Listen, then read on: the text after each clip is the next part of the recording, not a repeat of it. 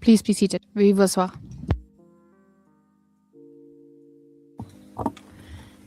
Bonjour. Judge Motog. Hello again. Counsel, you can continue because we were interrupted by the pause.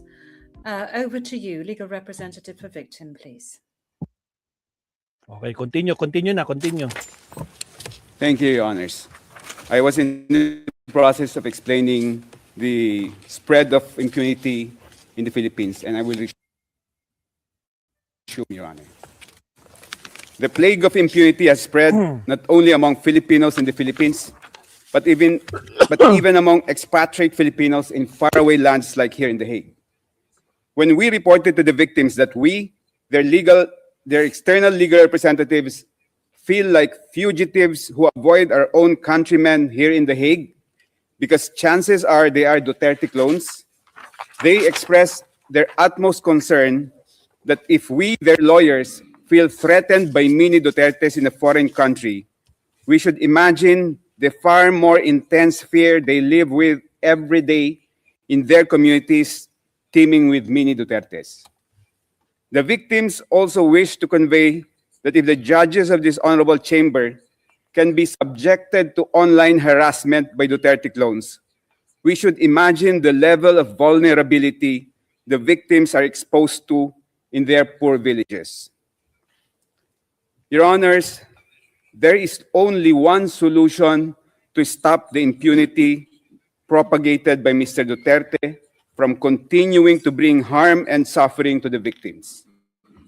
And that is for this honorable chamber to confirm the charges so that witnesses can testify and evidence can be presented on the horrible crimes committed by Mr. Duterte. The testimonies and evidence presented will inoculate these mini Dutertes from the virus of impunity that has infected them. When they will see and hear the utter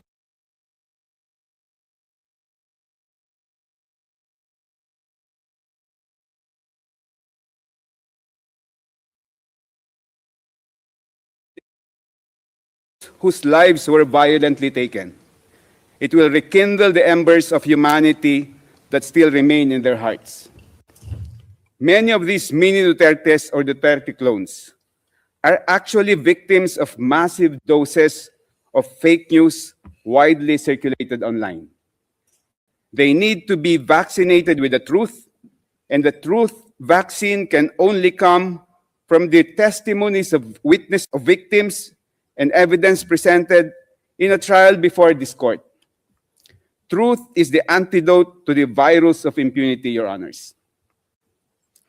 The victims dread a future where charges are not confirmed in this case. It will mean that the virus of impunity will continue to spread and infect many more. Victims fear that Duterte clones will become an even bigger group that can elect another apostle of impunity as the Philippines' next leader.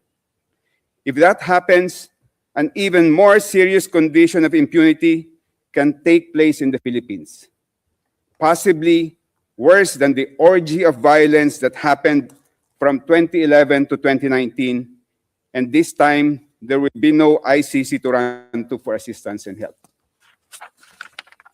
The victims humbly beseech this honorable chamber to reaffirm the two crucial objectives of the ICC identified in the preamble of the Rome Statute.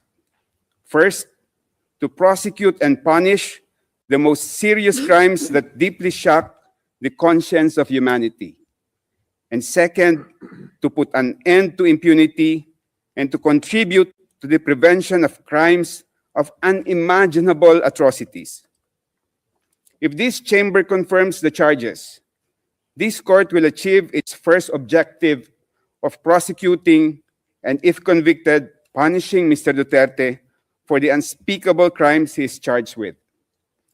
But achieving the first objective will not automatically make this court attain its second objective.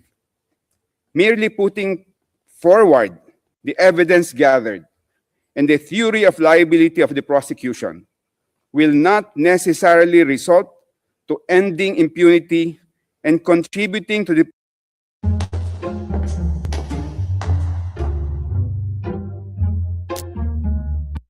which is the court's second objective. This court should allow victims to testify, and the record of the proceedings must reflect the harrowing experiences of those impacted by the crimes. They are the humanity referred to by Article 7's framework of crimes against humanity. It is the view of the victims that this court must allow them to narrate the gravity, the cruelty, and the brutality. In other words, the utter inhumanity of the crimes masterminded by Mr. Duterte, so that the people who adore and idolize him, the people who have become disciples of impunity, will see for themselves the inhumanity of the suspect. For this to happen, the charges should all be confirmed. The virus of impunity that has spread all over the Philippines is very grave and serious, Your Honors. Imagine a leader like Mr. Duterte, who proudly and publicly proclaimed his aspirations of following the footsteps of Adolf Hitler when he said, quote, "Hitler massacred 3 million Jews. Now there are 3 million drug addicts. I'd be happy to slaughter them," unquote. And yet, he is worshipped by a huge number of Filipinos. In so many countries, you will need to hide your adoration of Hitler. Mr. Duterte flaunted it, and his fanatics are unaffected by it. Mr. Duterte has pronounced so many other horrible declarations meant to promote and encourage impunity, as it will be detailed tomorrow by my colleagues. And yet, he is idolized by a multitude of Filipinos. The defense will claim that he was merely bombastic and acerbic when he made these statements. But if he were merely being pompous and flippant, the people who were killed should be alive and laughing today at his supposed pranks and stunts. Mr. Duterte did not only order the mass killing of people suspected of being drug personalities, Your Honors. He smeared them with accusations of being rapists, murderers, and dangerous criminals. Mr. Duterte imposed an inflexible condemnation that if you are a drug personality, you are automatically a dangerous criminal who has engaged in unimaginable atrocities. The families of those killed did not only suffer the loss of a loved one, their families were even disgraced with being associated with a rapist, murderer, or dangerous criminal. Even after their loved ones were murdered, many families were subjected to deplorable injustices. Instead of gunshot wounds as cause of death in their death certificates, families were shocked to see pneumonia, heart attack, stroke, sepsis, and other false causes of death that were instead written down.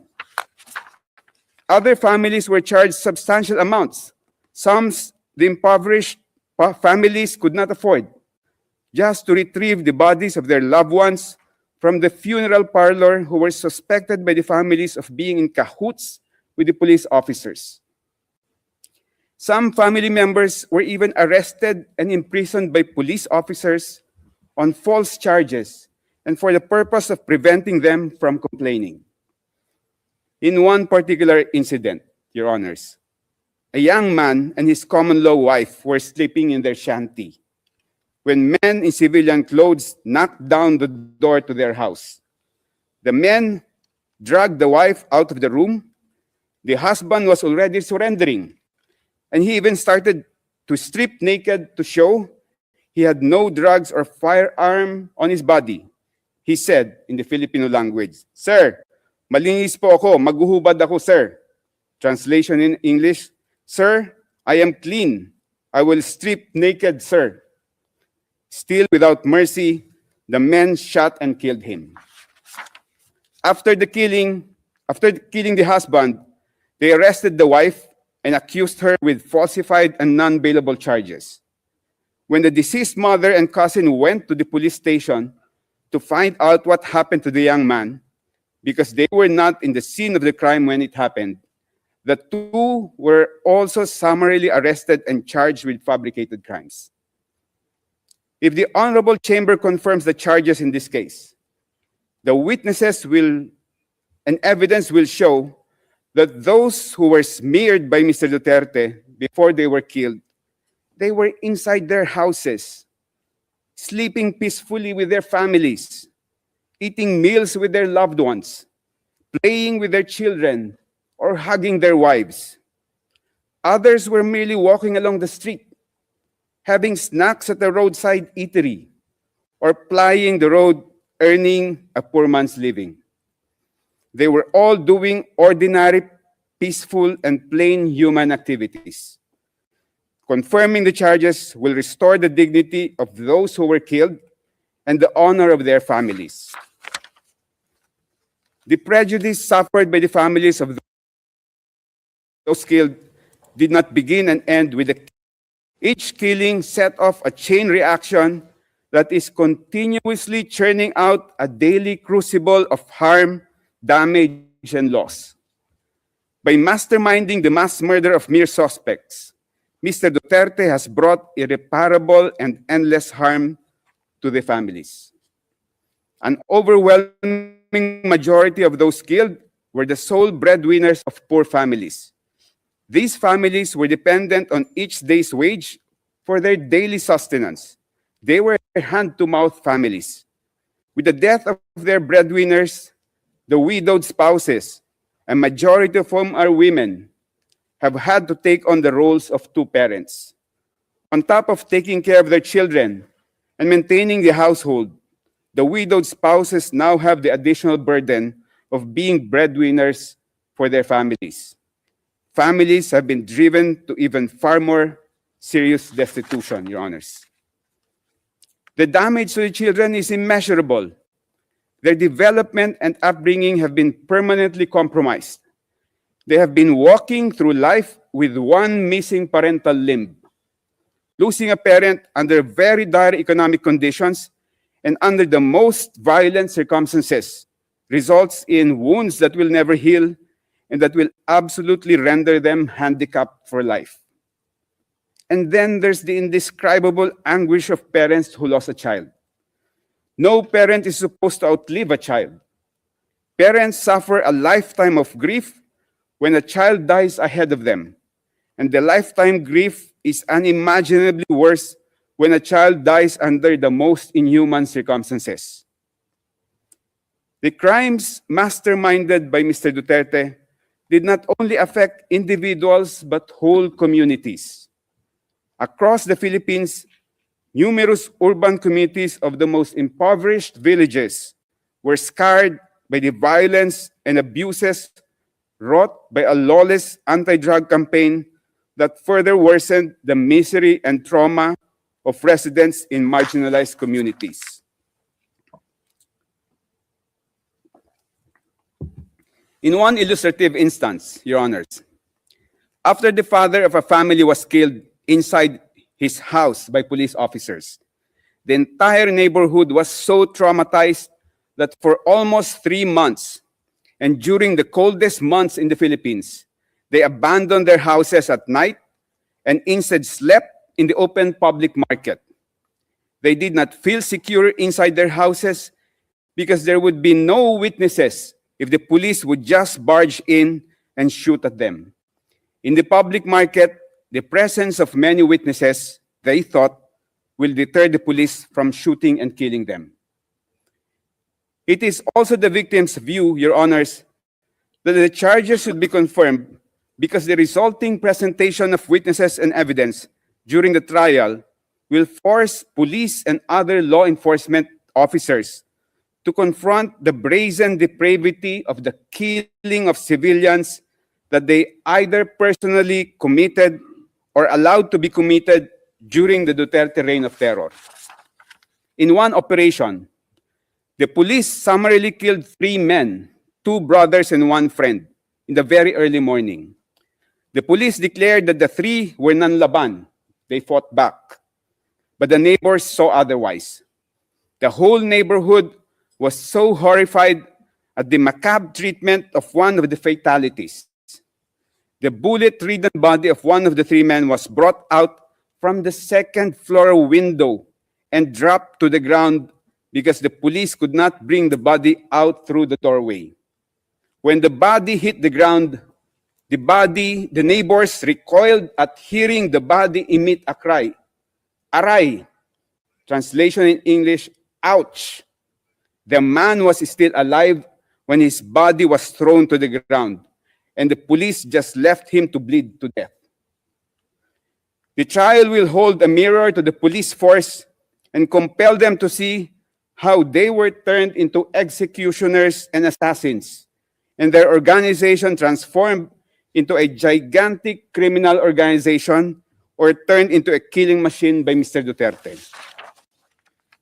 The Philippine National Police and the drug enforcement agencies have not made any initiative to purify the corrupted minds of their officers and personnel to our knowledge. The trial in this case will be a tremendous teaching opportunity that can work to rectify the warped and depraved minds of Philippine security officers.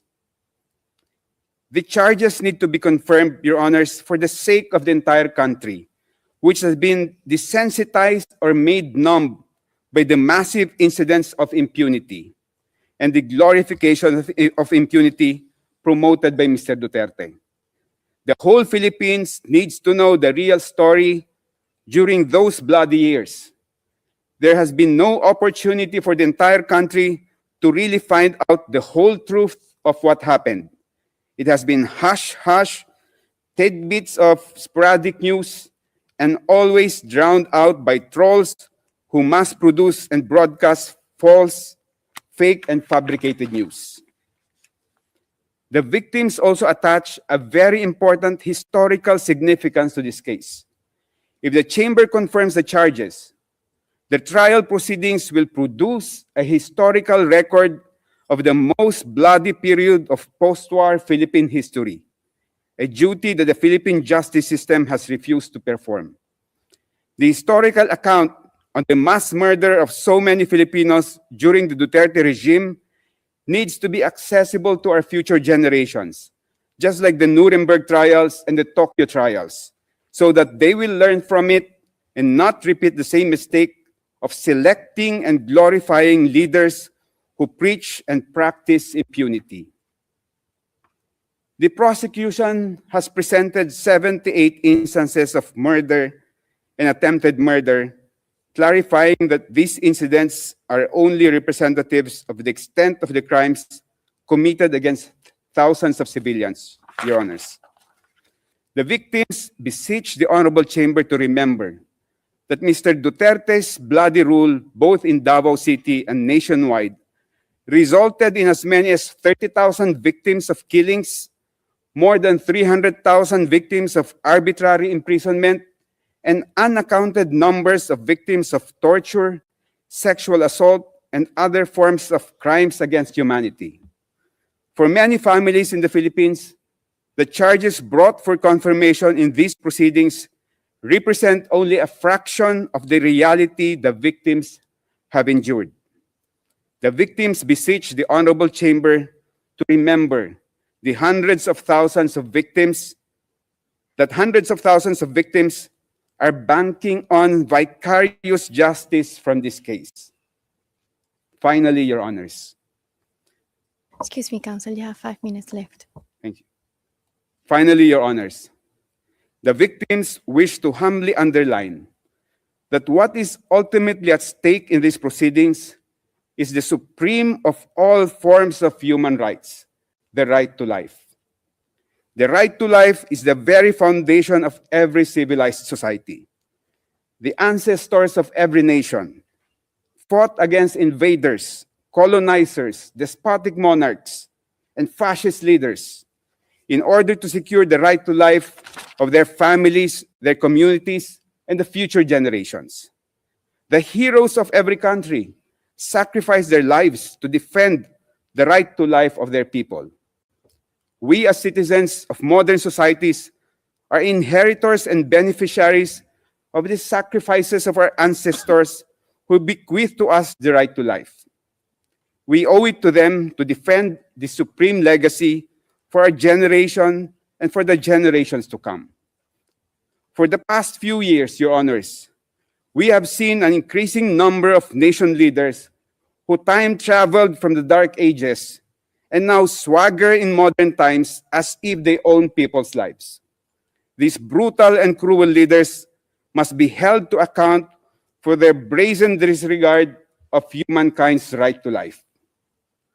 Our ancestors fought in the battlefield to secure a right to life.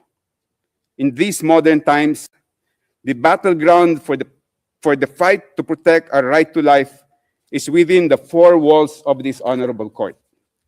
May the God of life, the God of humanity, guide the honorable members of this chamber. Thank you, Your Honors. Merci beaucoup, Maître. Judge Motok. Thank you very much, Counsel Butuyan. Now over to the defense. Mr. Kaufman, please.